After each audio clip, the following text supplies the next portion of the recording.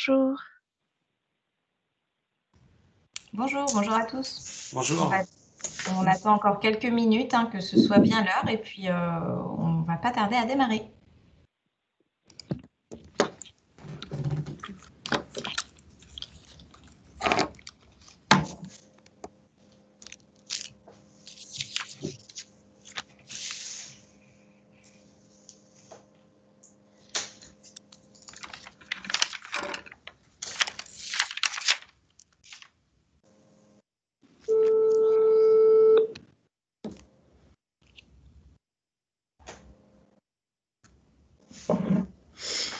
Bonjour Laurence. Bonjour.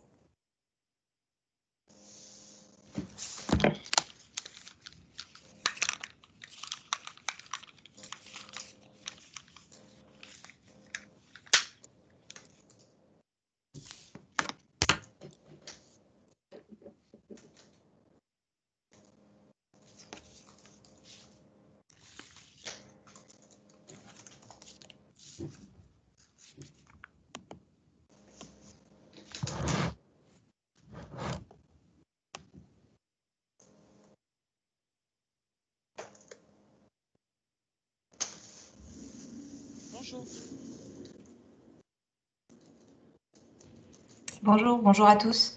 On attend encore une petite minute ou deux, et puis on va pas tarder à démarrer.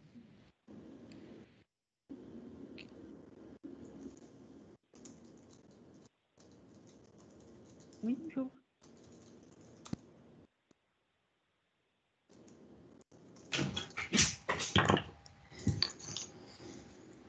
Bonjour. Bonjour. Bonjour.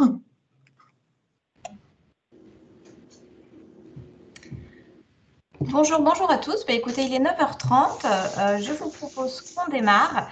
Petite recommandation technique au préalable. Nous vous invitons à bien vouloir couper vos micros le temps des interventions. Vous aurez des temps d'échange de questions lors desquels vous pourrez les rouvrir pour poser vos questions. Vous avez également la possibilité de poser vos questions dans le chat. Et sans plus attendre, je vais laisser la parole à Laurence qui va introduire cet événement. Bonjour. Bonjour à tous. Pardon, ravie de vous accueillir pour ce rendez-vous sur les achats au bénéfice de la territorialisation. Notamment un grand merci d'être là vu les circonstances et les annonces d'hier. Donc c'est un événement qui est organisé par Impact, par le GESAT, par le CNA. Et nous allons, donc il s'inscrit dans le cadre de la tournée des achats impactants que Impact a lancé depuis 2018 avec le soutien de l'Agence nationale de la cohésion des territoires dans le cadre d'un dispositif qui s'appelle le Pacte, qui est un programme d'action pour faciliter la mobilisation des entreprises, notamment des grands groupes en faveur des quartiers. C'est pour cela que Nadia est malheureusement qui nous apporte son soutien sur cette action, malheureusement ne pourra pas être présente parmi nous ce matin. Je dois également excuser Jérôme Velin, qui est le directeur achat et logistique de chez Elior. Évidemment, suite à l'annonce de la fermeture des écoles hier, ils sont en pleine réorganisation des approvisionnements et notamment la nécessité de limiter le gaspillage alimentaire. Donc, il y aura un petit changement dans le programme. Mais du coup, je vous propose de rentrer tout de suite dans le vif du sujet avec Jean-Luc Barras, qui est le président du Conseil national des achats. Alors, on va démarrer de manière un peu générale. C'est vrai que là, la crise sanitaire, la transition écologique font des achats un levier important pour l'emploi dans les territoires. Et du coup, comment le label... Il y a un micro qui est ouvert là. Et du coup, Est-ce que vous pouvez fermer vos micros parce que c'est assez perturbant. Par contre, Jean-Luc Barras, vous pouvez ouvrir le vôtre. C'est fait, moi, c'est C'est fait. fait, Bonjour. parfait. Oui, donc Bonjour à je tous, disais bonjour à tous. juste, c'est vrai qu'il y a une demande d'exigence au niveau des entreprises par rapport à leur responsabilité sociale, par rapport à leurs achats. Donc, comment le label de la relation fournisseur-achat responsable euh, peut améliorer cette demande d'exigence et cette demande voilà, d'implication des entreprises au travers des achats. Très bien, merci. Merci. Bonjour à toutes, oui, bonjour à tous. Donc, peut-être, si vous me permettez, démarrer par le contexte plus global. Vous le disiez, effectivement, les achats ont pris, depuis maintenant une vingtaine d'années, un poids considérable dans la conduite opérationnelle des entreprises, et puis encore plus, plus récemment encore, un positionnement plus stratégique dans la conduite du projet stratégique des entreprises. Voilà, ils sont partie prenante de la gestion des ressources externes de l'entreprise, de la gestion de la relation fournisseur, de la relation partenariale, et sont des acteurs évidents aujourd'hui, on ne peut que le constater, hein, de l'économie, et donc aussi de l'économie sociale, de l'économie solidaire, et de ce qu'on appelle maintenant l'économie responsable. Et vous le dites effectivement, et l'exemple du directeur achat d'Elior est intéressant parce que finalement sa problématique, c'est probablement évidemment aussi de regarder tout l'impact économique que ça peut avoir pour Elior, une mesure qui doit être gérée comme ça du jour au lendemain, et en même temps en tête que du gaspillage aujourd'hui alimentaire, eh bien ça serait effectivement pas une solution, quoi. Et donc, ça complique un peu la donne, mais ces choses-là commencent à être pleinement intégrées. Donc, on peut réfléchir à ce qu'est la responsabilité, effectivement, des acheteurs. Alors maintenant, on a l'habitude de dire les achats responsables, comme si, à un moment donné, il y avait des achats qui étaient irresponsables. Simplement, dans ce qu'on intégrait en termes de responsabilité derrière les achats, il y a probablement plus de choses maintenant que ce qu'on imaginait avant.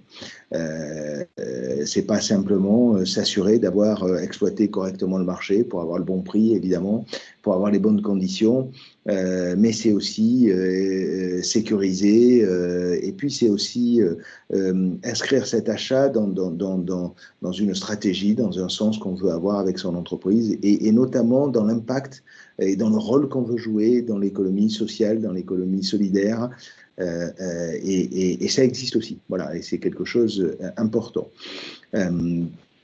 Le Conseil national des achats, ça fait maintenant quelques années qu'il s'est pleinement approprié du sujet, qu'il échange beaucoup là-dessus, parce que les acheteurs avaient beaucoup échangé sur toute leur conduite opérationnelle continue, parce que ce sont des choses qui se modernisent avec la digitalisation, mais les enjeux sur lesquels il y a le plus besoin de partager, et notamment de partager des convictions qui sont basées sur de l'analytique, sur de la faisabilité, c'est-à-dire qu'effectivement les acheteurs sont des faiseurs, donc ils ont besoin de savoir comment on fait. Eux, à un moment donné, il faut qu'ils traduisent clairement. C'est pas juste de l'incantation et du discours. Ils sont à un niveau où on traite du business. Et donc, le partage de ces bonnes pratiques, le partage de ces convictions, des éléments d'analyse, des outils dont on peut disposer, il est essentiel. Et c'est une activité importante que mène le Conseil national des achats. Nathalie Leroy pourrait vous en parler. Elle organise beaucoup de tables rondes, d'échanges, alors maintenant qui sont digitalisés, mais beaucoup sur le sujet. Et on voit qu'à chaque fois ça intéresse. Et ça intéresse les gens de comprendre comment certains ont fait, parce que comment on traduit l'intention dans les actes, c'est toujours quelque chose d'intéressant. Et cette notion d'achat responsable aujourd'hui, eh bien on a saisi une opportunité Alors, on avait saisi une opportunité il y a longtemps. La crise de 2008 avait donné lieu, dès 2009, je crois, ou 2010, pour être précis, à une charte qui traduisait un peu ce que devait être la relation entre des fournisseurs et des grands donneurs d'ordre. Et puis, elle avait donné lieu à un label. Ça a donné lieu, d'ailleurs, ce travail qu'on avait fait a donné lieu à la création de la médiation des entreprises, qui était quelque chose qui n'existait pas au niveau du ministère. Et derrière, ce label de la relation fournisseur et des achats responsables, qui probablement s'appellera derrière essentiellement le label des achats responsables, parce qu'il faut faire simple, hein, c'est pas, au moins ça éclairera tout de suite. On a saisi une opportunité, c'est que la secrétaire d'État chargée de l'économie sociale, solidaire et responsable, Madame Olivia Grégoire, nous a demandé de faire un rapport pour expliquer comment on pourrait, à travers ce label, en faire quelque chose de bien plus répandu, de bien plus développé, parce que pour être honnête, on en a beaucoup parlé de ce label, autant la charte, il y a énormément de signataires, autant derrière le label, encore, il reste l'adage de quelques entreprises. Il n'y a pas un si grand nombre que ça, et là, donc, il fallait le développer. Donc, on a vraiment saisi cette opportunité. Alors, ce qui est intéressant dans ce qui nous concerne et aujourd'hui dans le tour de table, c'est de regarder comment, à travers un label comme ça, en dehors d'un certain nombre de choses qui sont incontournables dans des achats responsables, la relation de façon classique avec les fournisseurs, le respect des engagements, le respect des droits à la propriété, quelque chose qui ne soit pas uniquement établi sur le rapport de force entre des gros et des plus petits, la partie qui va concerner toute la compliance et tout ce qui doit être fait sur l'anticorruption, enfin voilà, la gestion de tous ces aspects-là. Il y a aussi tout un aspect sur comment on peut s'assurer d'être un acteur dans l'économie sociale et solidaire, et c'est un rôle important, voilà. Et on va demander ça aux achats. Donc, ce label commence à éclairer ça de plus en plus précisément. Il pose un certain nombre de standards de qualité de travail, de questions à se poser. Il ne donne pas forcément les réponses. Un label, c'est pas... Et ce type de démarche, les réponses peuvent être assez spécifiques et dans chaque secteur, peuvent être de nature différente. N'empêche, il s'assure que les questions soient bien posées et qu'il y ait une réponse au moins qui a été apportée. Je pense que dans une société, dans une économie qu'on veut vraiment, et on le voit bien, l'après-crise dessine une économie européenne et française qui sera une économie responsable, il va falloir effectivement qu'on fixe un certain nombre de standards, qu'on fixe un certain nombre d'attendus dans certains domaines. Et c'est le cas, par exemple, dans le travail avec le handicap, qui est à la fois bien fait, il y a de très bons exemples, il y a de très belles histoires à raconter. Il y a probablement encore très largement à progresser là-dessus. Voilà. Les acheteurs en ont pleinement conscience. Le label traduira ça, notamment, mais pas que, hein, parce que tout ne se passera pas dans le label. Toutes les entreprises ne seront pas nécessairement labellisées et pourtant, on a quand même ce qu'il faut là-dessus. Mais il y a une vraie... il y a effectivement faciliter l'accès aux relations entre les entreprises, c'est probablement encore clé. Je sais qu'il y a eu beaucoup d'initiatives dans le domaine, mais je sais que vous en êtes des acteurs. Autour de la table, il y a beaucoup de gens convaincus. Donc, mais il faut continuer ça parce que si on veut élargir, s'assurer de donner du sens, s'assurer qu'il y a de la valeur qui a été créée. Il y a encore un petit peu trop de choses qui sont... on parle de greenwashing quand on parle de développement durable, mais je ne sais pas comment on dit dans le monde du handicap, mais il peut y avoir un peu ça. Il faut aller évidemment un peu plus loin que ça. Et ce qu'il y a de sûr, c'est que les responsables achats, de façon générale, seront des acteurs motivés pour cette partie-là. Et on parle beaucoup maintenant de sens à donner, hein, quel sens on donne à nos actions, etc. Là, on est quand même dans un domaine où on peut trouver du sens assez aisément. Il n'y a pas besoin de tordre les choses pour comprendre que le sens dans notre société, la solidarité, on l'a bien vu, c'était excessivement important. Donc, Donc voilà ce que je voulais vous dire. Je vois des doigts qui se lèvent, donc je m'arrête, je ne veux pas vous prendre plus longtemps, mais c'est ce que je voulais partager avec vous. Donc le label a été remis et vous verrez tout ça apparaître bientôt. Il y a eu un gros travail des acteurs du Conseil national des achats qui a aussi aidé les politiques qui avaient des visions d'une certaine façon. Alors on a ramené ça vers des choses assez concrètes pour que les choses soient vraiment réalisées. Merci beaucoup, Monsieur Barras. On mettra de toute façon le lien vers le label pour ceux qui ne le connaîtraient pas, afin qu'ils puissent le découvrir. On va peut-être prendre quelques questions. Je vois une main qui se lève. Claire, tu peux repérer les questions ou Fabrice? Oui, on a Monsieur Ngovan, Cédric Govan qui lève la main. Vous pouvez ouvrir votre micro. Oui, bonjour, excusez-moi, je n'avais pas ouvert mon micro. Bon, c'est Cédric Ngovan, donc je suis le directeur des achats pour Manpower Group. Moi, je suis plutôt, alors à la fois personnellement et professionnellement, très attaché aux achats, à la fois. Alors, moi, je dissocie les deux. Hein. Je sais que M. Barras, vous faites un tronc commun. Moi, je dissocie vraiment la partie handicap de la partie achat de proximité. J'ai souvent des questions qui reviennent de la part de mes acheteurs ou d'autres confrères qui sont de dire aujourd'hui, est-ce qu'il existe un petit fascicule, par exemple, dans lequel on va pouvoir avoir des informations que tous les acheteurs se posent, c'est-à-dire que travailler avec un petit, quel va être l'impact sur mon taux de dépendance? Parce qu'à un moment donné, juridiquement, il faut qu'on fasse aussi attention à mon taux de dépendance. Les avantages et les inconvénients de travailler avec ce type de société, qu'elle soit fiscale, qu'elle soit… après, là, je prends pour la partie, que ce soit pour la partie handicap ou pour la partie achat de proximité. Aujourd'hui, je ne sais pas si chez vous ou ailleurs, il existe en fait une espèce de petites plaquettes qu'on pourrait diffuser largement à nos collaborateurs, parce que même si nous, on est porteur en tant que directeur de ce genre de message, ce message doit à la fois être diffusé à la fois à nos collaborateurs, mais aussi en interne. C'est-à-dire que quel est l'intérêt pour mon client interne d'utiliser de l'achat de proximité ou de l'achat via une prestation handicap?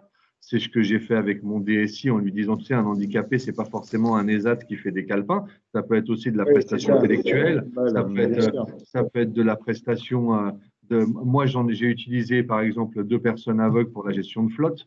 Voilà, il faut vraiment, c'est un ensemble, mais pour ça, en fait, il faut des petits supports. Et c'est vrai que pour nous, ça veut dire que quand j'ai pas ce petit support, c'est un temps que je consacre qui est énorme parce qu'il y a d'abord de la pédagogie, ensuite de l'explication, ensuite de la contextualisation.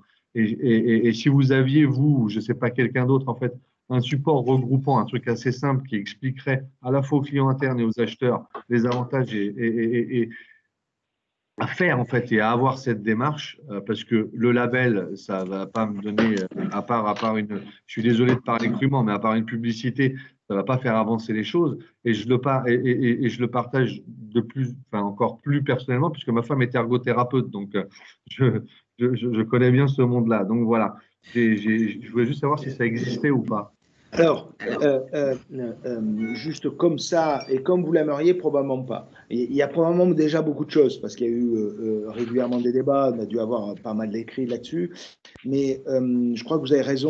Alors, d'abord, le Conseil national des achats, en fait, c'est notre assaut, donc on peut y prendre l'initiative qu'on veut. Donc, Cédric, quand vous dites ça, je la saisis au bon, mais c'est vraiment intéressant parce que je pense que des documents qui viennent de l'externe, ils peuvent être utiles en interne. Donc, vous avez raison, vous pouvez dire ce que vous voulez, mais quand on a quelque chose qui est un peu tamponné, qui est partagé par un certain nombre d'entreprises, par une communauté, ça donne un peu de force. Donc, je crois que c'est ça. Je pense qu'on ne devrait pas avoir de mal à le faire.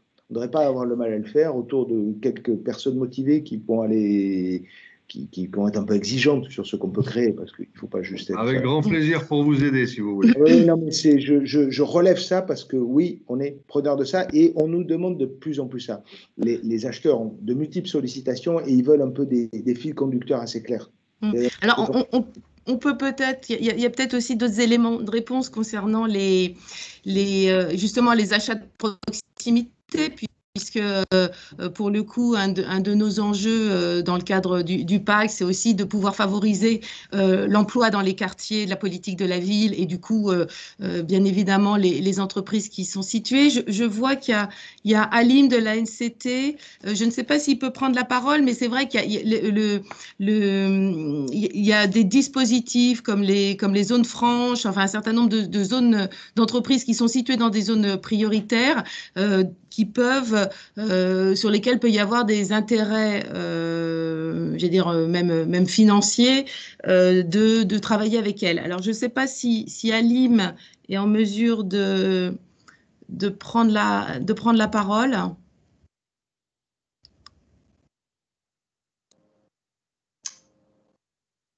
Vous pouvez désactiver votre micro en haut à droite de l'écran normalement.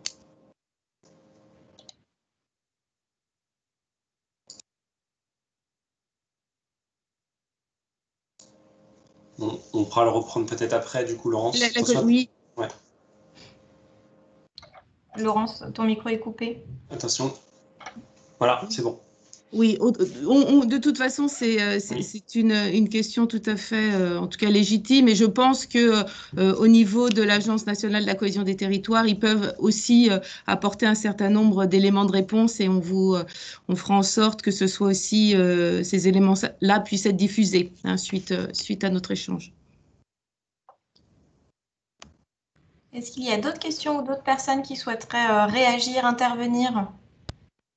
Je ne vois plus de main levée. On se garde un temps de questions à la fin aussi du webinaire si vous avez des questions entre-temps ou si vous avez des questions lors des échanges, n'hésitez pas à utiliser le fil de conversation. On vous a également indiqué, on les remettra dans le support, le lien vers le label RFAR et le contact de Nathalie Leroy qui est déléguée générale du CNA et qui peut être aussi à même de vous orienter si vous souhaitez aller vers cette labellisation. Tout à fait, et ainsi que pour la charte, relations fournisseurs responsables. Bonjour Nathalie. Bonjour.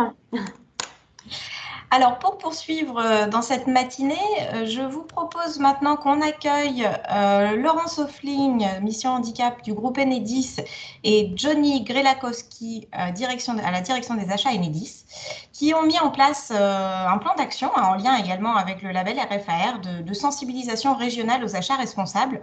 Je précise également que Johnny travaille aux côtés de Bertrand Pouillou, qui se trouve être le directeur des achats du groupe Enedis et également le vice-président du CNA en Ile-de-France. Je laisse la parole également à Fabrice du réseau GESAT, qui va faire le lien de cette prochaine table ronde.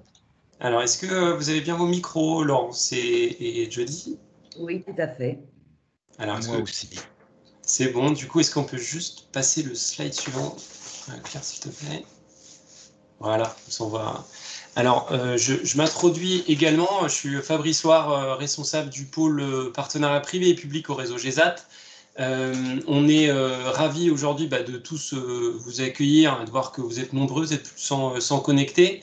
C'est important aussi pour nous d'aborder cette table ronde dans la continuité de ce que vous a présenté Jean-Luc Barras sur le label RFAR, comme l'a précisé Claire.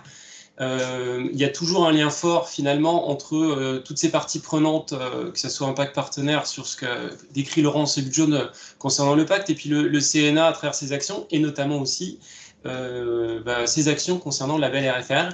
On a également, nous, en tant que tête de réseau et acteurs sur le développement des achats responsables au secteur du handicap, aux ESAT et entreprises adaptées, un rôle fort à jouer également sur ces aspects de régionalisation.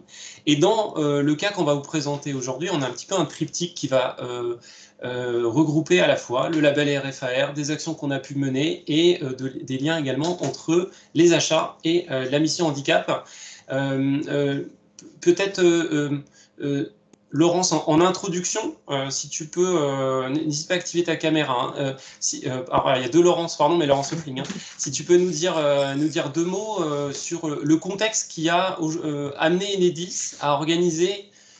Alors, je sais que vous n'aimez pas cette terminologie de roadshow, mais cette série d'événements en région qu'on a digitalisé au vu du contexte. Dans quel cadre vous l'avez mis en place, avec quel objectif et dans quel contexte? Alors, très rapidement, comme beaucoup d'entreprises, un contexte économique 2020 difficile qui est lié à la crise sanitaire, avec une baisse des activités et donc des prestations plutôt historiques confiées au STPA en chute du fait du confinement, notamment tout ce qui est blanchisserie, entretien des espaces verts. Un autre élément de contexte qui est important, c'est que nous allons 2020 et 2021 sont des années assez cruciales puisque nous avons de gros contrats de prestations qui arrivent à échéance et notamment celui du recyclage des anciens compteurs électriques suite au positionnement des compteurs Linky chez les usagers. Et puis, autre élément de contexte, c'est qu'on a, dans l'année 2020, on arrive en fin d'accord handicap, et donc on relance des négociations pour un nouvel accord handicap 2021-2023, avec des directions régionales Enedis qui vont être objectivées sur leurs achats auprès du STPA, et puis bien évidemment un contexte plus général de l'entreprise, où les achats responsables restent au cœur de la politique RH, RSE et d'achat d'Enedis locales et nationales. Et puis ces politiques, elles sont confortées dans le nouveau projet industriel et humain de la présidente d'Enedis qui est arrivée à la tête de l'entreprise. Voilà. Et pour aller un petit peu plus loin à la suite de ce contexte, du coup, qu'est-ce qui a été décidé sur ce projet? Je peux le décrire en quelques mots, qu'on comprenne. J'ai envie de dire, qu'est-ce qui a été décidé conjointement entre la mission diversité, la direction diversité et la direction des achats? En fait, on anticipe une baisse de nos achats au STPA, ce qui ne s'avérera pas vrai, mais j'en reparlerai plus tard. Et donc, on se dit, il faut vraiment qu'on réimpulse nos achats responsables auprès du secteur. Et donc, la mission diversité décide, associée à la direction des achats d'Enedis, nous sollicitons le réseau GESAT pour construire des journées de sensibilisation dans les régions d'Enedis pour l'ensemble des prescripteurs potentiels de l'entreprise afin de travailler sur des perspectives d'achat pour demain. Et donc, on part d'un audit de nos achats qui a été réalisé en 2018 et avec l'objectif d'identifier les leviers de partenariat, les prestations à privilégier par région d'Enedis en lien avec les ESAT et les EA présentes sur le territoire de chaque unité, donc avec un objectif d'une mise à jour de la cartographie des ESAT et EA et des prestations qu'elles proposent. Et puis, un autre objectif important, puisqu'on peut avoir un turnover dans nos équipes, c'est de présenter aux participants les outils nécessaires pour faire des acteurs du STPA de véritables partenaires de la stratégie d'entreprise. Et donc, on décide de construire 8 webinaires en région, 2 par grande région Enedis, où l'ensemble des directions régionales sont invitées à participer. Donc, la typologie des participants, pour préciser. Alors justement, on lance 180 invitations en août et septembre donc 2020, mais qui regroupent l'ensemble des prescripteurs potentiels, donc aussi bien la filière achat que la filière RSE, que la filière développement durable, que la direction de l'immobilier, la direction informatique. Donc, un panel extrêmement large, totalement ouvert, pour que tous ceux qui peuvent être amenés à faire des achats pensent STPA tout en respectant la politique d'achat du groupe, enfin de l'entreprise et du groupe. Je vais passer la parole à Julie, juste pour préciser, je m'excuse Laurent, je t'ai mal introduit et je m'en excuse pour nos différents participants à ce webinaire. Tu es chargé de mission de développement des achats STPA chez Enedis et tu es rattaché à la mission diversité pour précision, et c'est toi qui chapeaute au niveau d'Enedis la coordination pour tout ce qui touche aux achats STPA. Pour l'acronyme, hein, c'est les achats auprès des prestataires du secteur du handicap, ESAT et entreprises adaptées. Johnny Kralakowski, bonjour. Vous êtes donc chargé de mission à la direction des achats chez Enedis. Pour faire un petit peu le lien avec l'intervention de Jean-Luc Barras précédemment et ce qu'a précisé Laurent Soffling, on avait inclus à notre programme de sensibilisation un temps fort sur le label RFAR. Est-ce que vous pouvez nous expliquer dans quel cas de la direction des achats a été inclus à cette organisation et quels étaient aussi les objectifs pour vous, notamment à travers le label RFAR? D'accord. Donc, effectivement, Enedis s'est engagé dans un processus de labellisation qu'il a obtenu fin 2019. Donc, on en est à 2 ans de label. Et au moment de la démarche, est apparu nécessaire la création de ce qu'on a appelé un comité label qui regroupait l'ensemble des parties prenantes sur le processus d'achat. Donc, à ce titre, on avait des prescripteurs, on avait des acheteurs, on avait des gens de la comptabilité, mais il y avait aussi des équipes de la mission diversité, enfin qu'on appelait des RHTS à l'époque, qui justement ont pointé du doigt certaines problématiques liées aux achats au secteur protégé. Ce qui nous a amené au moment de la démarche de sensibilisation des acheteurs à exprimer les besoins auprès des acheteurs. La problématique, c'est que les acheteurs expliquaient que, comme le disait notre directeur des achats, on est partout, mais on ne peut pas tout. Et remonter le besoin d'aller au-delà du public des acheteurs et de sensibiliser à la fois les métiers en région et aussi les correspondants diversité en région. Pourquoi? Parce que quand on fait la cartographie des achats au secteur protégé, on s'aperçoit que, bien entendu, il y a une bonne partie qui relève d'achats qui sont globalisés et traités à l'échelon national, mais il y a aussi une bonne partie qui peut être traité et qui doit être traité en région. Et de fait, ça a effectivement rendu nécessaire la démarche qu'a engagée Laurence et sur lequel on l'a accompagné pour, bien entendu, apporter la parole de la direction des achats, mais aussi insister sur la relation qu'il peut y avoir entre ce qu'elle expliquait auparavant, c'est-à-dire le payage, donc les engagements de l'entreprise sur le long terme, les valeurs du label et puis tout ce qui relève du développement durable où les achats responsables sont présents, mais aussi l'implantation territoriale. Alors, pour rebondir maintenant, Johnny, 2 mots, puis je voudrais aussi avoir le retour de Laurence là-dessus. Vous concernant, sur ces 8 réunions qu'on a organisées sur les différentes régions d'Enedis, quelles étaient les problématiques et les remontées terrain et quelles ont été aussi les grandes pistes d'achat qui sont ressorties de ces événements et surtout, aujourd'hui, ce qui nous intéresse, les grandes pistes d'achat en région? Alors, ce qui est remonté, c'est des défauts de communication entre les personnes ou des mauvaises interprétations des règles. Parce que, bien entendu, les achats au secteur protégé ne peuvent pas être traités comme des achats classiques. Et parfois, il y avait des objections à lever. Donc ça, c'est la première chose. Donc, à titre d'exemple, on a eu beaucoup d'objections sur le recours au secteur protégé pour l'intérim, dans la mesure où on a des contrats cadres d'intérim qui existent, mais… ça permet de lever des doutes aussi. Voilà, ça permis de lever des doutes.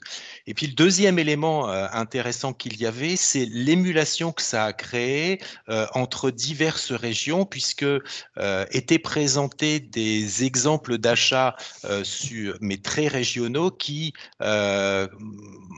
ont suscité auprès de certains acheteurs l'envie de faire à l'identique sur leur propre région. Donc, ça a créé pas mal de liens là-dessus.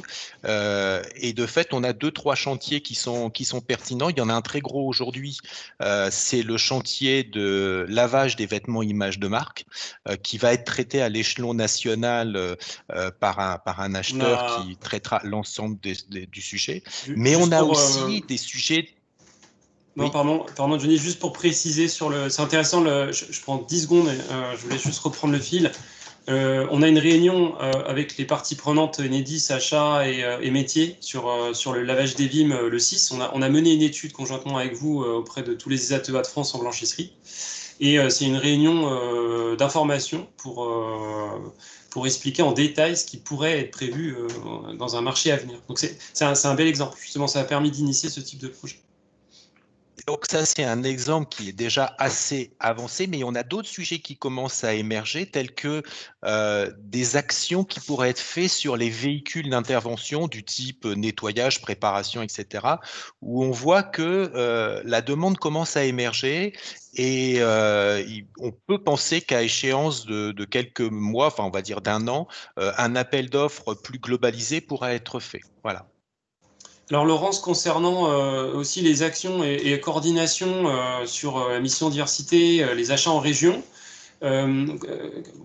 comment tu vois la chose là aujourd'hui sur 2021 et les années à venir, et quel type de projet, autre là, que ceux qu'a pu citer Johnny, on pourrait aussi mettre en œuvre, est-ce qu'il y a des particularités locales qui ont émergé, ou est-ce qu'on est plus sur un consensus national? Ou les deux? Non, il y a deux choses, moi, que je voulais mettre. Déjà, c'est que, en fait, quand on fait le bilan de 2020, Enedis a confié près de 14 millions d'euros d'achats au secteur protégé, plus de 11 millions d'euros en chiffre d'affaires utile, donc c'est assez important. Et on voudrait tenter de la même chose, même si dans le nouvel accord qui a été négocié 2021-2023, qui est en cours d'agrément encore, hein, qui vient de partir à la demande d'agrément de la directe, la DRITS bientôt, d'ailleurs depuis aujourd'hui, ça sera 10 millions d'euros d'achat minimum au STPA par an pour les 3 années à venir. C'est les engagements qu'on prend en tout cas. Mais ce qui est sûr, c'est qu'aujourd'hui, ces séminaires ont permis de construire des plans d'action régionaux qui sont proposés donc aux unités en territoire. Et on a par exemple des projets qui seraient plus régionaux à partir d'une expérience qui a été faite sur Île-de-France. C'est par exemple le recyclage de nos vêtements images de marque usagés, avec là l'objectif d'avoir des actions en territoire, en circuit court, dans le cadre de l'économie circulaire, pour de la conception de goodies, pour la conception de meubles à partir de nos déchets, de palettes, de tourets de câbles. On a pas mal de projets du coup qui émergent parce qu'il y avait eu des expérimentations dans certaines régions et que ça donne envie. Et puis, il y a aussi quelque chose d'important, il me semble, ce sont des projets qui sont vraiment cœur de métier. C'est tout ce qui tourne autour de l'étude, travaux autour de nos réseaux, tout ce qui est nettoyage autour de nos ouvrages, voire même des expérimentations en termes d'élagage, donc du travail en hauteur, avec des formations qui sont plus lourdes, des habilitations au risque électrique. Il y a quelques dossiers comme ça qui sont assez importants et qui peuvent aider aussi à la montée en compétences en STPA, et c'est assez important. Et puis, il y a de nouveaux engagements quand même grâce à la direction des achats et validés par la direction des ressources humaines sur tout ce qui est favorisé dans les politiques respectives, le recours aux EATT et aux CT tremplins. On n'avait pas encore lancé chez nous, et là, c'est en train de partir, et voilà, c'est intéressant. Ouais, c'est un sujet justement sur lequel on se positionne avec vous là-dessus. Merci Laurence, merci Johnny. Je vous propose de rester en ligne si on a des questions vous concernant directement sur ce projet ou sur d'autres éléments que vous avez pu aborder. N'hésitez pas à les poser sur le fil de conversation ou à lever la main ou activer votre micro si vous en avez à nous adresser. On va juste prendre 2 minutes si vous souhaitez approfondir. Le temps que les questions arrivent, oui. Je voulais insister sur l'exemple qu'a cité Laurence concernant des activités cœur de métier, parce que effectivement, souvent les gens cantonnent leur réflexion sur le secteur protégé à des secteurs, je dirais, transverses, tertiaires, parfois SI, mais très peu.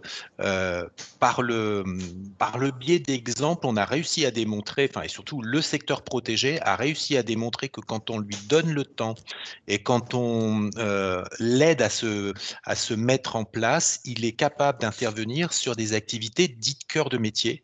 Et c'est vrai qu'Enedis est très prescriptif là-dessus, puisqu'on a des systèmes de qualification assez lourds. Et l'acheteur qui était sur le sujet et qu'on a invité sur justement les webinaires qu'on a organisés en région, était très fier de montrer que même dans les activités cœur de métier, ils sont capables de. Alors, s'il n'y a pas plus de questions, je voulais juste faire 2 remarques me concernant pour conclure. Vous l'avez dit, hein, on parlait là par exemple de prestations de cartographie des réseaux électriques, c'est quelque chose qui est assez technique, sur laquelle il y a une valeur ajoutée également proposée par des entreprises adaptées ou des ESAT chez Enedis. Ça s'est fait localement dans un premier temps, et ça a été après porté aussi par les achats sur l'antenne nantaise. Et c'est quelque chose qui se duplique d'une région à l'autre en utilisant soit du transfert aussi de compétences entre ces prestataires et également de l'échange de bonnes pratiques au sein des collaborateurs d'Enedis. Ce premier exemple est un exemple révélateur parce que ça entraîne une dynamique positive aussi du fait que ce soit une prestation hyper stratégique pour Enedis et à valeur ajoutée pour le secteur. Et puis après, si je reprends l'exemple de la blanchisserie, c'est intéressant. Et c'est intéressant aussi de travailler avec nous sur ce type de projets qui sont assez lourds à mettre en avant. L'avantage qu'on a côté Enedis avec ce projet, c'est qu'il est anticipé. C'est-à-dire que là, on est sur un projet qui va être mis en œuvre sur 2022. Il y a déjà des contrats en cours avec certains ESAT et entreprises adaptées qu'on a aussi contactés, mais ce projet de blanchisserie, il est énorme au niveau national. Les ESAT et les entreprises adaptées ont été présents, ont répondu à l'appel. Donc il y a un fort intérêt de l'autre côté, mais il y a tout un travail de réflexion, de concertation sur les aspects techniques, sur les aspects aussi de capacité géographique et de positionnement des prestataires sur les différents sites et qui sont très nombreux, vous en doutez, sur Enedis et sur lesquels on doit travailler en amont.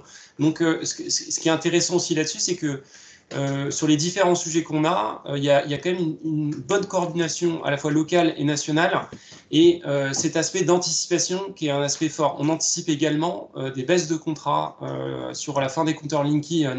On prenait cet exemple avec Laurence. C'est des gros contrats chez Enedis qu'on anticipe également en perte et qu'on essaye de compenser par des nouveaux marchés. Voilà. Merci à tous les deux. J'espère que ça va donner des idées après à d'autres sur la régionalisation. Merci beaucoup. On la parole à Claire. Merci à tous. Donc, pour enchaîner, si des questions vous viennent, on aura d'autres temps d'échange, notamment en fin de ce webinaire. Donc, n'hésitez pas à les réserver ou à les poser dans le chat. Nous allons désormais passer à la table ronde suivante avec donc Frédéric Tabary, qui est chef de pôle achat responsable à la SNCF. Et comme Laurence l'indiquait en préambule, malheureusement, Jérôme Velin, qui devait intervenir pour Elior France, est mobilisé sur la gestion de crise due aux annonces d'hier soir.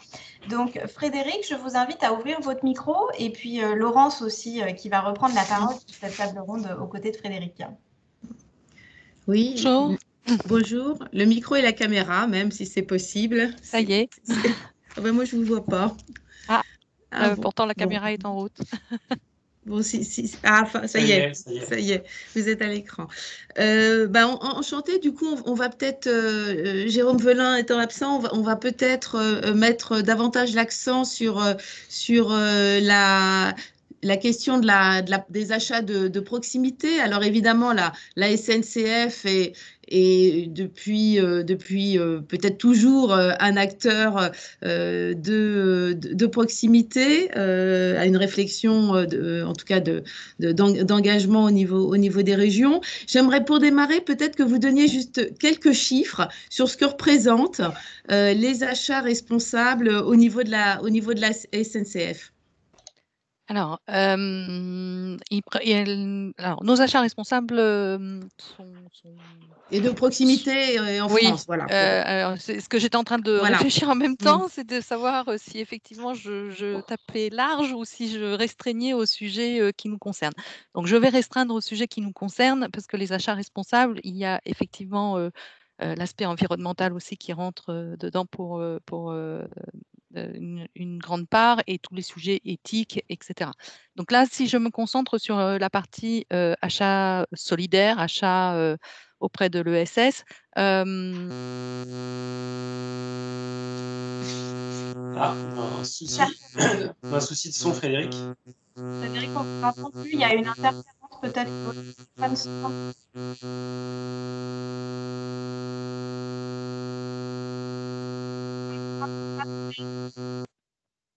J'ai coupé juste votre micro, Frédéric, je ne sais pas si vous nous entendez. Frédéric, on ne vous entend pas.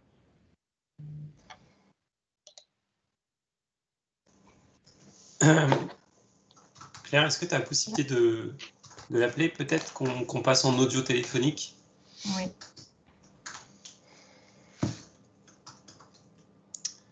Frédéric, vous nous entendez? Je pense qu'il y a un problème d'audio. Il faudrait appeler son portable. Oui, regarde pas. Ah, il ne me regarde pas.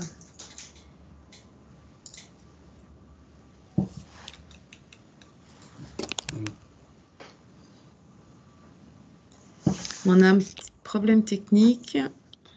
On ne vous entend pas. Éventuellement, vous pouvez peut-être lui projeter une slide comme quoi nous ne l'entendons pas.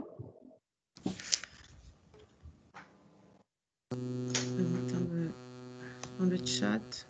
On est en train de l'appeler. Ça ne marche pas.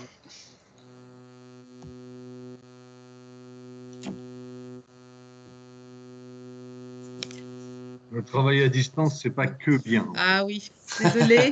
Allô, vous m'entendez? Oui. Ah oui. C'est bon, ça y est. J'arrive à couper tout ce qui sonne de partout, du coup, voilà, ça y est. Alors, je suis désolée. En parallèle, mais on a eu du coup le tout début, malheureusement, Frédéric, on est désolé. Ça faisait un bruit un petit peu d'onde. Donc juste quelques chiffres, voilà, pour resituer la question. À la rigueur, même en entonnoir, ça peut être assez intéressant. Achat responsable, achat de proximité, achat solidaire. Je vais rester très achat solidaire. Du tout, j'étais en train de vous expliquer qu'on a eu depuis 2015 une volonté très forte et qu'on avait un objectif à 2020 qui était de réaliser, donc entre 2015 et 2020, de réaliser jusqu'à 30 millions d'euros de chiffre d'affaires avec le secteur protégé et adapté et 1 million d'heures d'insertion chaque année. Ces objectifs n'ont pas été tenus. Alors, le million d'heures, si, on l'a largement dépassé, ça, ce n'est pas une grosse difficulté. On a même progressé et on va bien au-delà aujourd'hui. Et la partie secteur protégé et adapté plus précisément, les 30 millions d'euros n'ont malheureusement jamais été atteints. On a stagné à 15 millions d'euros malgré de gros efforts fournis. On n'a pas réussi à dépasser au mieux, on a été à 16 millions d'euros. Cette année, on est à 15 millions d'euros. On a une légère baisse par rapport à l'année dernière sur le secteur protégé adapté. Elle est de 4% précisément par rapport à 2020, ce qui est de 2020 par rapport à 2019, ce qui est relativement faible comme baisse au regard de ce qu'on a connu avec la crise sanitaire. Par contre, le secteur de l'insertion, avec qui on travaille aussi beaucoup, puisqu'on réalise habituellement à peu près 15 millions également, on a réalisé cette année que 11 millions. Et on a une baisse bien plus conséquente. Donc, c'est l'insertion qui a le plus souffert du sujet de la crise, et c'est logique puisque on utilise le secteur de l'insertion plutôt sur des sujets qui sont des interventions en gare, et comme les gares étaient au ralenti, forcément, les activités ont baissé. Donc voilà, ceci explique cela. Donc sur le sujet de la crise Covid, on n'a pas trop d'impact auprès du secteur protégé adapté. Ce qui nous impacte, nous, c'est la réorganisation interne. Il y a eu la réforme ferroviaire qui nous oblige, en 2 mots, la réforme ferroviaire fait passer l'entreprise de statut d'établissement public à un statut de société anonyme à capitaux publics. Et donc, la structure est organisée en 5 SA. On parle des 5 SA. Donc, vous avez la partie voyageurs, la partie transverse SNCF et la partie travaux, qui sont les plus importants, avec SNCF Réseau. Et ensuite, vous avez Gare et Connexion et le fret. Donc voilà, ça, c'est toutes les SA qui ont été réorganisées, ce qui a obligé à retravailler toute l'organisation achat, etc. Donc, il y a beaucoup de mouvements actuellement qui ont fait qu'on a un peu pris de la distance sur le suivi de certains objectifs.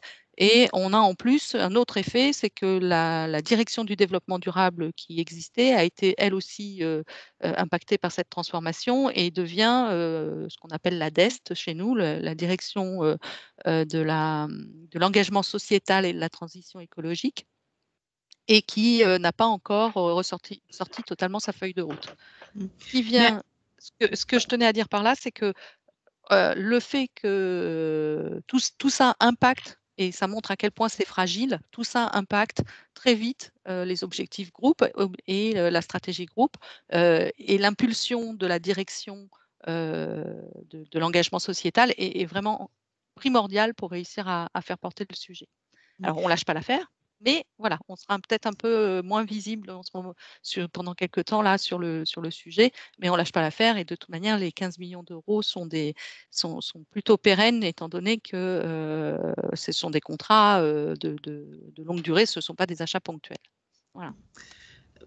À plus long terme, justement, la réforme de votre organisation, est-ce qu'elle favorise justement la question des achats, de la territorialisation des achats, oui, des achats locaux de proximité? Est-ce que vous pouvez peut-être préciser un petit peu comment ça va dorénavant fonctionner? Alors, SNCF, c'est plus de 97% d'achats sur le territoire. Donc, de toute manière, sur les 12 milliards d'euros d'achats, plus de 97% sont réalisés sur le territoire français avec des entreprises françaises. Donc, on est très franco-français et on est très made in France par, je dirais, essence et nature.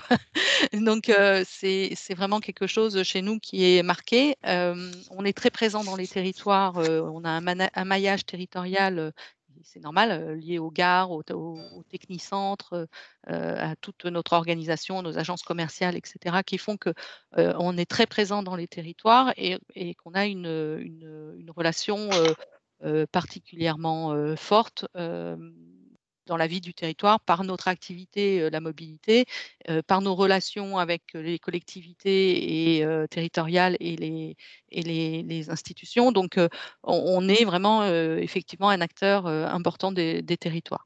Et à ce titre, on organise d'ailleurs, on a repris quelque chose qu'on avait arrêté et qui a le vent en poupe parce que tout le monde en parle, mais c'est quelque chose qu'on ne faisait plus nous non plus par des effets de massification, d'optimisation, etc., et qui avait fait que ça avait été un peu abandonné.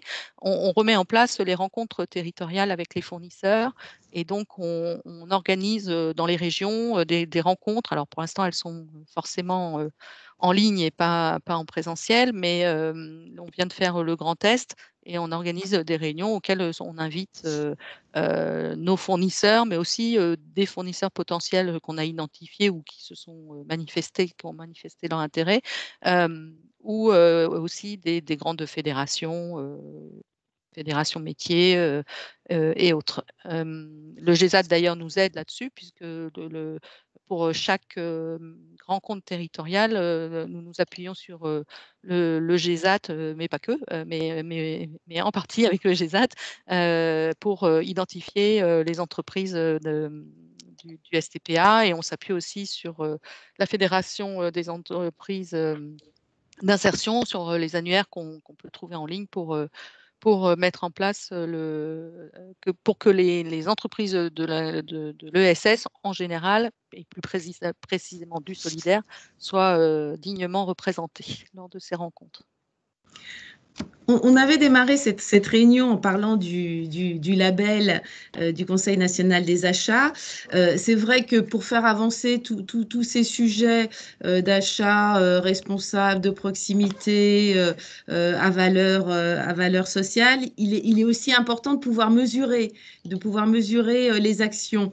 Donc, je crois que vous travaillez sur la mise en place d'une mesure sociétal, d'impact sociétal. Vous pouvez nous en dire quelques mots? Alors, SNCF est très à l'affût. Enfin, c'est pas l'affût, c'est pas le bon mot, mais en tous les cas, aime faire valider ses actions de diverses façons. Donc, c'est une forme de reconnaissance, mais c'est aussi une façon de rassurer les équipes, parce que quand vous êtes dans des grandes structures comme les nôtres, les gens n'ont pas forcément tous la visibilité d'ensemble.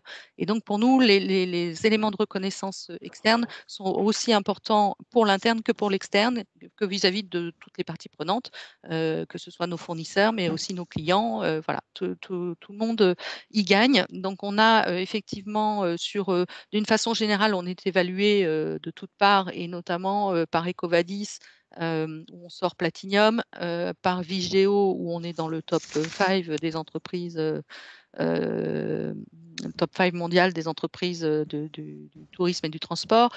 Voilà, on se fait évaluer régulièrement et je ne saurais que vous inciter à le faire également. C'est ce que nous, on exige de nos fournisseurs, c'est qu'ils soient évalués par des tiers. Alors, on cite souvent Ecovadis parce que c'est la référence du marché, par l'industrialisation qu'ils ont su faire du traitement de ce type d'information et le système de notation qu'ils ont mis en place. Mais vous avez des gens comme Vigeo qui sont très bien aussi et qui évaluent aussi des thèmes qui nous sont chers. Et parallèlement, on a une reconnaissance depuis 2012. On fait partie je crois, des premières entreprises labellisées sur le label RFAR, le label Relations fournisseurs achats responsables. Et on vient on est en revue annuelle. On a fait celle de 2019 qui a été renouvelée sans difficulté et on vient de faire l'audit pour 2020. Donc, on attend le retour du label. Mais donc chaque année, on est mis sous revue sur le label Relations fournisseurs et l'année prochaine, on remet en jeu notre labellisation complète. Donc voilà, pour nous, oui, ce sont des éléments de reconnaissance très importants et pareil, ça fait partie des exigences qu'on a auprès de nos fournisseurs d'aller vers des labellisations, des évaluations de leur performance par des tiers, performance RSE pour le coup, en se faisant noter ou certifier, auditer. Ça peut être des audits ISO, ça peut être plein de choses. Il faut pas avoir peur de ce genre de choses. C'est nécessaire, c'est ce qui vous pousse à l'amélioration continue. C'est pas simplement un tampon sur une feuille. Ça a des impacts très forts. Ça mobilise les équipes, ça mobilise le management. Pour peu, s'il n'est pas totalement embarqué, ça peut vraiment aider. Ça structure les actions que vous mettez en place. Donc, ça a vraiment c'est que du bonheur au final. Et du coup, est-ce que là aussi, c'est des choses exigées dans le cadre de la commande publique? Plus globalement, je sais que… Alors oui, de toute manière, oui, effectivement, dans la commande publique, très souvent, a des exigences, que ce soit alors en matière d'inclusion, hein, dans nos conventions avec les collectivités, il y a toujours une part d'exigence concernant l'inclusion. Alors, elle ne passe pas que par les achats. Hein. On a des clauses d'insertion, on est soumis à des clauses d'insertion, tout comme nous, on en répercute dans nos contrats, mais pas que. Ils ont des exigences diverses et variées en formation, voilà, à tous les niveaux. Et aujourd'hui, sont embarqués sur ces sujets d'insertion toute l'entreprise, que ce soit de la fondation, en passant par les RH, en passant par les achats, mais aussi en passant par les métiers. Chaque métier, chaque technicentre a des obligations en termes de formation, d'accueil de jeunes, de tout horizon, de tout et de tout niveau. Il y a aussi des notions liées à la qualification. Donc, voilà, c'est vraiment… en plus, chez SNCF, mais je pense qu'on a eu Enedis tout à l'heure qui doit avoir des sujets à peu près similaires. On a des métiers, des cœurs de métiers, comme notamment tout ce qui est travaux d'infrastructure, etc., où on peut être sur des métiers pénuriques. Donc, on est très favorable et très aidant dans la montée en qualification de jeunes et de permettre des orientations professionnelles, d'ouvrir les portes sur certaines orientations professionnelles intéressantes pour les jeunes. Vous êtes convaincu que du coup que les achats sont un des éléments de l'action sociale de l'entreprise? Est-ce qu'on peut… Oui, hein, on peut… Oui, totalement. On s'inscrit dedans. On est en relation permanente avec la mission handicap. On travaille avec les RH. Juste avant que j'étais un peu en retard à la réunion, merci Fabrice de m'avoir relancé, mais j'étais bloquée dans un échange justement où on m'appelait sur l'insertion parce que on souhaitait relancer mettre en avant tout ce qu'on peut tout ce qu'on peut faire en termes d'insertion. Et donc évidemment tout de suite les achats sont consultés puisqu'ils sont pourvoyeurs d'un grand nombre d'actions au travers des contrats. Donc oui, après la valorisation de tout ça est très compliquée. C'est justement l'objet de la discussion que j'avais précédemment.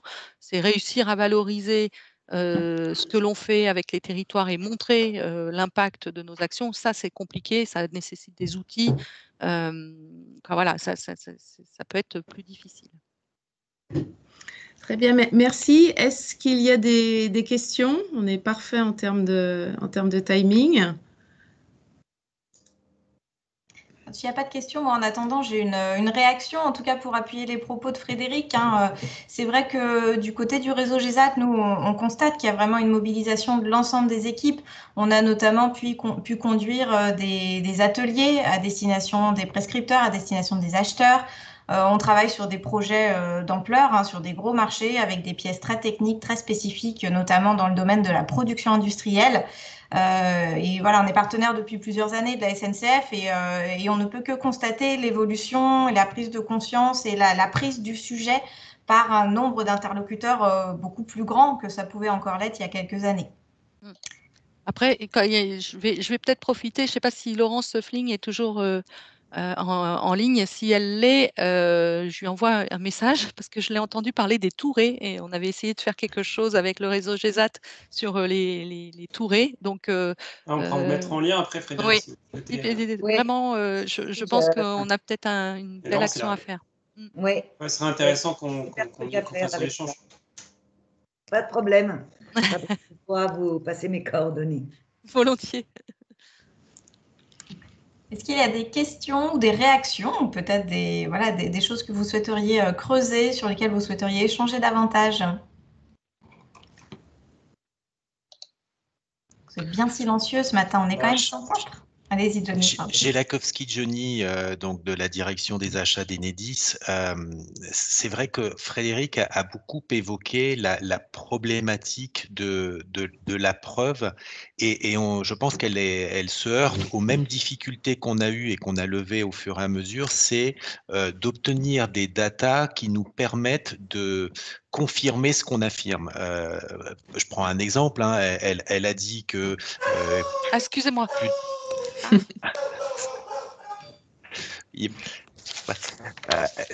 Vous avez évoqué, enfin, elle a évoqué que 97%, je crois, de ces achats étaient faits en France. On est à peu près au même niveau côté Enedis et pour pouvoir le démontrer, on a eu besoin d'éléments. De la même manière, pour pouvoir dire on fait 15 millions d'achats ou plus au secteur protégé, il faut être en capacité de croiser nos données d'achat avec les répertoires des fournisseurs du secteur protégé. On a fait la même chose sur le secteur de l'insertion, mais depuis peu. Et je vous entendais parler de l'ESS. Est-ce que vous êtes en mesure aujourd'hui d'avoir les éléments sur les fournisseurs, ou les prestataires qui relèvent de l'ESS, donc économie solidaire et sociale? Parce que nous, on n'a pas encore réussi. Oui, alors on l'a de différentes. Ça dépend par quel bout vous prenez le bébé. Si l'idée c'est de savoir ce que vous réalisez auprès du secteur, auprès de l'économie sociale et solidaire, nous on l'a au travers des déclarations de statut des entreprises dans notre outil achat. Et on l'a via les formes les formes juridiques, notamment pour les coopératives et les SCOP. Ça, c'est assez facile à remonter. Par contre, pour tout ce qui est travail auprès du STPA, donc là, ça nécessite que la fiche fournisseur soit extrêmement bien remplie. Donc là, j'en profite, vous me tendez une occasion en or. C'est que lorsque une entreprise du secteur protégé adapté ou de l'insertion rentre en contact avec SNCF par le biais de son site internet, c'est-à-dire sncf.com, vous avez un espace qui est devenir fournisseur et donc vous avez toute une procédure à suivre. Et si vous suivez cette procédure, vous rentrez, entre guillemets, vous devenez visible de nos acheteurs dans l'outil achat. Et pour ça, il faut que vous ayez très bien renseigné l'outil pour être sûr d'être visible, un, pour les bons sujets et les bonnes personnes, donc les bons acheteurs, et deux, que vous soyez visible en tant qu'entreprise du secteur protégé adapté ou de l'inclusion. Donc, il faut que vous taguiez, il y a une coche, une case à cocher concernant le statut de votre entreprise. Donc ça, c'est vraiment très important. Et c'est une clé d'entrée pour réussir à vous identifier dans des structures comme les nôtres. Aujourd'hui, j'ai malgré tout ce qu'on a mis en place, tous les référencements qu'on peut faire, le travail de sourcing qu'on fait régulièrement avec le GESAT et avec d'autres, tout ce qu'on réalise, à chaque fois, on a une forte déperdition en ligne parce qu'on a du mal à identifier dans nos systèmes les entreprises du secteur quand on veut lancer une consultation. Donc, on n'arrête pas de rabâcher le sujet, mais voilà, quoi. Oui, ça fait partie des problèmes. Une autre solution, il y a une expérimentation en cours à laquelle on participe qui s'appelle beta.gouv, qui est une plateforme qui va regrouper toutes les entreprises de l'ESS et surtout de l'inclusif dans un premier temps. Et cette plateforme permet aussi d'avoir permettra à terme de sortir aussi des listes de fournisseurs, mais bien moins fournis que ce que peut nous permettre de faire actuellement le réseau GESAT ou Andeco ou l'UNEA, etc. Donc, il y a un travail qui est en cours, qui est intéressant, qui est de la part du ministère de tutelle. Donc, c'est plutôt bien fait. Cette logique de plateforme est plutôt intéressante, mais elle est pas encore totalement aboutie et voilà. Donc, c'est une autre piste possible. Merci. Je voudrais rebondir sur la question d'Axel Alu de L'Oréal qui demande aux uns et aux autres si certains considèrent les AFRR, les ZRR, donc les zones de revitalisation rurale, les QPV, les quartiers de la politique de la ville dans leur stratégie d'achat solidaire. C'est vrai qu'au travers du pacte et de l'action que l'on mène avec la NCT, il y a une action de sensibilisation justement des entreprises et des acheteurs pour être aussi centré sur les entreprises qui sont dans ces territoires et qui du coup embauchent des populations locales. Donc comment aujourd'hui vous abordez justement, est-ce que ça rentre dans votre stratégie d'achat solidaire, la question de ces périmètres? Dans le pacte, on peut faire le géoréférencement de l'ensemble de vos fournisseurs dans les quartiers politiques de la ville, déjà pour connaître comment aujourd'hui, enfin déjà pouvoir faire le diagnostic de la situation. Quel est l'état, un peu l'état de la réflexion par rapport aux territoires fragiles, que ce soit les banlieues pauvres ou les zones rurales défavorisées? Alors, si la question est posée directement côté SNCF, ce n'est pas une action dédiée aux achats. C'est une action plutôt action sociale. Tout ce qui va être relayé par la fondation ou d'autres, on a des personnes de l'engagement sociétal dans l'entreprise qui sont les managers de l'engagement sociétal qui vont relayer et travailler sur le sujet et directement avec les régions, les territoires concernés. Les conventions qu'on peut avoir avec les territoires sont aussi très dimensionnantes sur le sujet et donc on va mettre en place un plan d'action mais qui va être multifacette. Les achats vont être contributeurs dans la limite de ce que leur autorise la commande publique, c'est-à-dire que autant je peux faire un marché réservé pour le STPA ou l'insertion, autant je ne peux pas faire un lot réservé quartier fragile, quoi. Ça marche pas. Légalement, je n'ai pas le droit. Elle n'existe pas. Donc, oui, on fait à chaque fois que c'est possible et qu'on peut orienter et flécher certains achats, on le fait. Ce qu'on essaye surtout aussi de faire, c'est de mobiliser nos propres fournisseurs. Donc là, c'est de la relation fournisseur pure et dure. De mobiliser nos fournisseurs sur ces thématiques, en sachant que nos fournisseurs eux-mêmes sont souvent sollicités par leurs propres parties prenantes sur leur territoire. Donc, elles connaissent les difficultés de leur territoire, elles connaissent les enjeux du territoire et souvent, elles sont parties prenantes au développement économique de leur territoire. Donc, à chaque fois qu'on pousse le sujet ouvertement, on s'autorise à faire et c'est là où ça fonctionne. C'est-à-dire qu'on n'est pas dans la contrainte, on l'a déjà au travers des clauses d'insertion, clauses sociales d'insertion ou autres, mais on n'est plus dans la contrainte, on est dans le dialogue et dans la possibilité de dire à nos fournisseurs, mais faites-nous des propositions en ce sens, on vous aidera, on ira dans ce sens. Et donc, pour répondre clairement à Axel, ça fait partie d'une stratégie d'achat solidaire. Complètement. Ma question était plus par rapport aux AFR, pour dire la vérité, parce que chez L'Oréal, par exemple, on mesure, on fait la baseline de notre impact en termes d'équivalent temps plein emploi directement lié à nos volumes d'achat dans les ZRR et dans les QPV. En revanche, on ne le fait pas concernant les AFR. Et donc, je me posais la question, si certains d'entre vous mesuraient votre impact en termes notamment d'emploi chez vos fournisseurs en ZRR et en QPV et en AFR.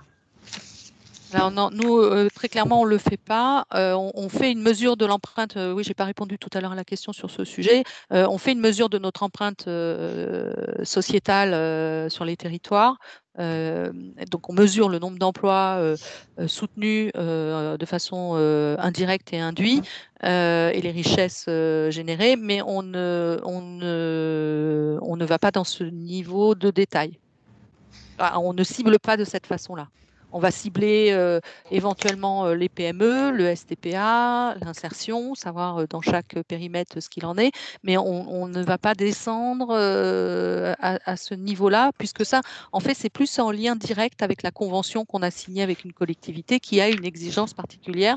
Et là, on travaille en lien, main dans la main avec la collectivité et on met en place des solutions propres à la collectivité. Mais si certaines entreprises le font, je suis intéressée pour discuter avec vous. Voilà.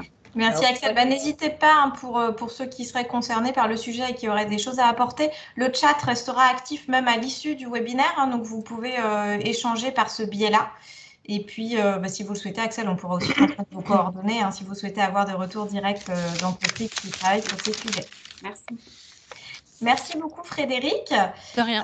Nous allons désormais passer à la partie finale pour parler de la tournée des achats impactants 2021, qui est une initiative qui nous réunit tous, Impact en premier lieu, mais également le CNA, la FEI et le réseau GESAT, bien entendu. Je vais laisser désormais la parole à Nathalie Leroy, peut-être du CNA en premier. Nathalie, si vous pouvez ouvrir votre micro. Oui. Pour nous parler de votre implication dans cette initiative.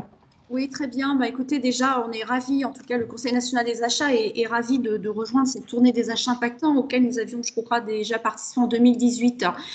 Ça me semble particulièrement pertinent puisque le Sénat est présent dans toutes les régions. On parle des achats au bénéfice de la territorialisation et de mener nos actions au sein des régions me semble très pertinent. On a déjà démarré, je crois, le 24 mars dernier avec Rhône-Alpes et tout de suite, le président de la région CNA Rhône-Alpes a tout de suite répondu présent. C'est important, comme le disait Jean-Luc tout à l'heure, il faut faciliter les relations entre les parties prenantes pour donner du sens. Et la fonction achat a une véritable responsabilité sur le sujet. Et nous avons en face donc des acteurs motivés. Donc ça, c'est un point important. Au niveau des initiatives, bon, je ne vais pas trop revenir sur le dispositif du label. Effectivement, la remise du rapport a eu lieu hier. On en parle beaucoup. On parlait de mesures. Laurence, vous parliez de mesures tout à l'heure. C'est important de mesurer ces achats responsables. On le voit, comme l'ont évoqué Johnny et Frédéric, SNCF et Enedis notamment, qui sont labellisés. C'est un dispositif qui est robuste, exigeant et qui permet de se structurer, en tout cas sur ces achats responsables. Mais il faut aussi aller beaucoup plus loin. Je dirais que faire des achats responsables, c'est d'abord un engagement. En tout cas de tous, c'est la responsabilité de tous. Et ça passe, donc il y a ce label, mais il y a également la charte, et puis il y a toutes les actions que nous pouvons mener par ailleurs. Comme le rappelait Jean-Luc, voilà, le CNA prend un certain nombre d'initiatives. Je pense notamment avec le réseau GESAT, où depuis quelques mois, nous organisons un certain nombre de webconférences pour effectivement mettre en avant, je dirais, à la fois les donneurs d'ordre et puis, je dirais, en face ce que les acteurs de proximité ou du secteur du handicap peuvent proposer. C'est extrêmement important. Ça permet effectivement de lever un certain nombre peut-être de clichés, de peurs, et puis d'aller beaucoup plus loin, de montrer toute la valeur aussi que nous avons à apporter au travers la diversité, et ça met aussi en avant ces notions de solidarité et de partage dont nous avons tous tant besoin en ce moment. Juste pour revenir aussi sur la plateforme Betagouv, sur l'inclusion, nous sommes aussi en contact avec eux. C'est une très belle initiative. Nous avons organisé d'ailleurs une conférence avec Fanny Dauchez il y a quelques mois sur le sujet. Je dirais qu'en ce moment, on note vraiment beaucoup d'initiatives qui sont prises sur le sujet. En tout cas, ça c'est en train de s'accélérer, et donc voilà, donc nous répondons présents en tout cas à ces initiatives, et on se doit vraiment de poursuivre. Merci en tout cas aussi pour vraiment toute cette organisation de la tournée des achats impactants. C'est effectivement toujours toute une dynamique à mettre en œuvre, et il faut absolument qu'on soit tous acteurs de ces projets. Voilà, merci. Merci beaucoup Nathalie. Je vais maintenant inviter Sandrine Deserto, qui est vice-présidente de la Fédération des entreprises d'insertion, à prendre la parole pour évoquer également son implication. Très bien, merci beaucoup. Bonjour à tous et à toutes. Oui, donc, alors Sandrine Deserto, je représente la Fédération des entreprises d'insertion. Alors, je ne vais pas vous parler de la fédération, mais plutôt des entreprises d'insertion et entreprises de travail temporaire d'insertion qui sont présentes sur l'ensemble du territoire national, donc métropole et puis outre-mer. Donc, ce sont des entreprises qui existent depuis à peu près une trentaine d'années. 95 44 07. On a une interférence. Non. Dans ce cas, on va trouver le micro. Numéro de ligne ou de mobile Orange concerné par votre demande. Si vous n'êtes pas encore client Orange. Hop là. Voilà. Vous l'avez trouvé. Donc, entreprises qui existent depuis de très nombreuses années et qui sont sur un modèle entrepreneurial et dont la finalité est une finalité sociale. Donc, elles accompagnent des personnes qui sont des personnes vulnérables, qui sont en situation d'exclusion face à l'emploi, et elles les accompagnent sur l'emploi durable. Elles ont deux moyens d'accompagner ces personnes en vulnérabilité via les entreprises d'insertion. Donc, ce sont des entreprises organisées avec des modes de production. Donc, elles produisent voilà, un service, un produit, et puis des entreprises de travail temporaire d'insertion qui sont sur le recours à la mission d'intérim et qui vont utiliser ce moyen-là pour accompagner les personnes. Donc, vous allez retrouver des entreprises sur différents secteurs d'activité. Elles interviennent dans le secteur du bâtiment, dans le secteur du service, dans le secteur du transport, de la logistique, dans la gestion de l'eau, dans la gestion des déchets, du nettoyage, de la propreté, enfin à peu près tous les secteurs d'activité qu'on peut retrouver d'une manière générale dans l'économie.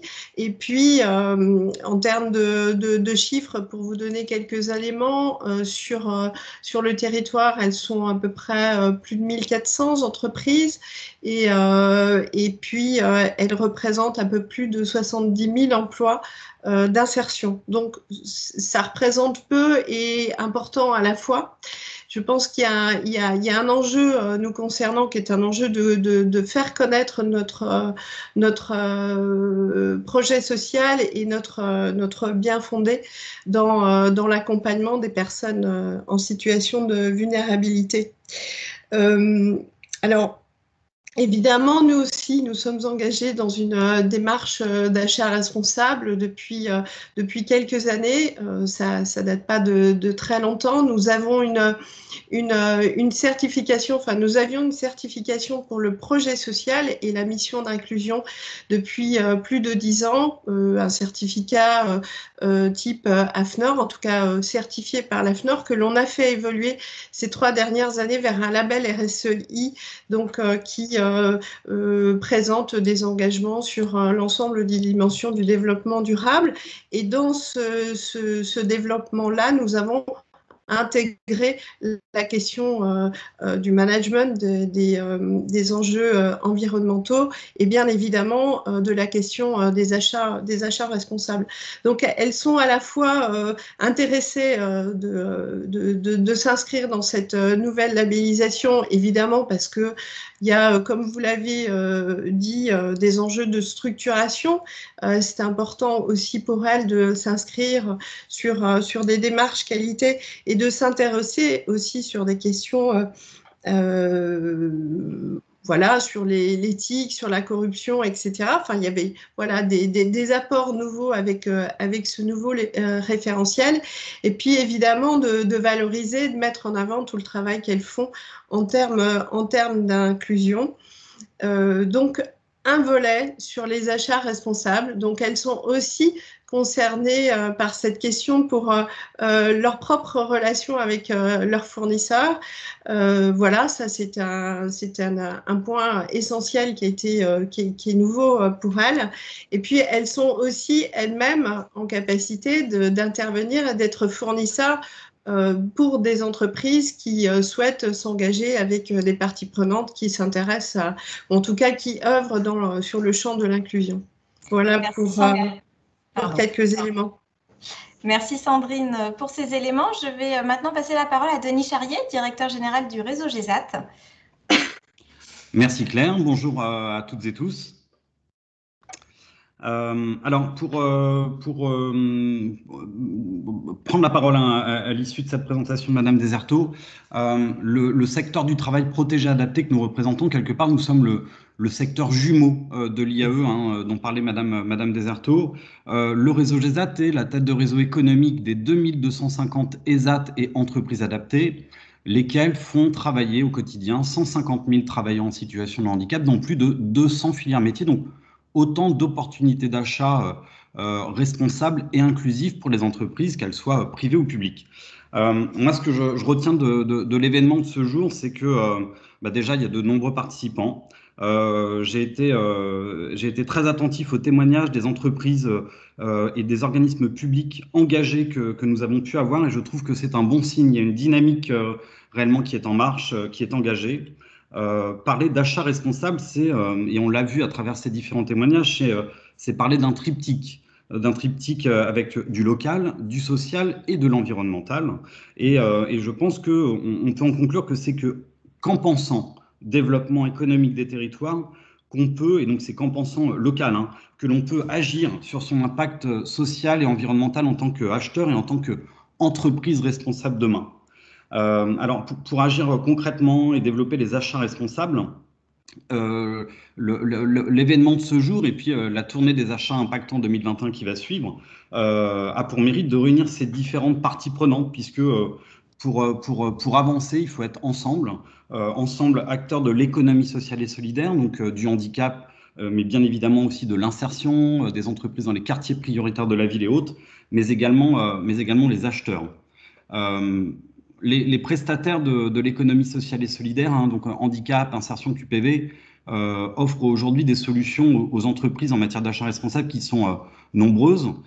C'est un secteur diffus, on parle d'acteurs de petite taille positionnés sur différents métiers. Donc, il est nécessaire aussi que l'on se coordonne, que l'on s'unisse pour donner à voir aux acheteurs les différentes possibilités d'achat en matière d'achat responsable et qu'on facilite l'accès à ces différents prestataires, parce que les acheteurs aujourd'hui ont des enjeux en matière de RSE et d'achat responsable qui sont globaux. Et donc, charge à nous aussi de s'allier pour pouvoir donner à voir ce que l'on peut proposer ensemble et donc faciliter l'accès, comme je le disais, à ces acheteurs dans le cadre d'appels d'offres qui sont diffusés.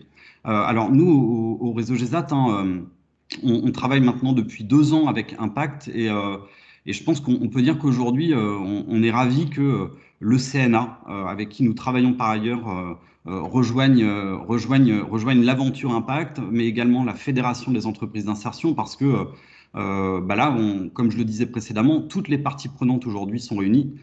Les acheteurs responsables d'un côté, bien évidemment, mais l'ensemble des prestataires responsables et inclusifs de l'insertion, du handicap et autres pour donner à voir et adresser des réponses en matière d'achat responsable. Pour conclure, juste faire du teasing sur les actualités du réseau GESAT à venir.